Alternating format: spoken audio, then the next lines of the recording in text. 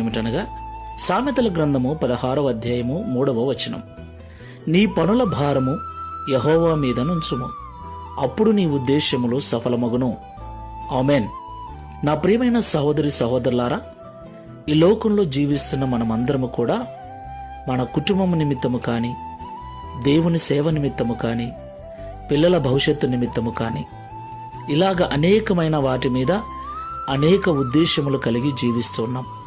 ఆ ఉద్దేశమును నెరవేర్చుకోవటం కోసం అనేక రకాలుగా కష్టపడుతూ ప్రయాసపడుతూ ఎన్నో పనులు తలపెడుతూ ఉన్నాం.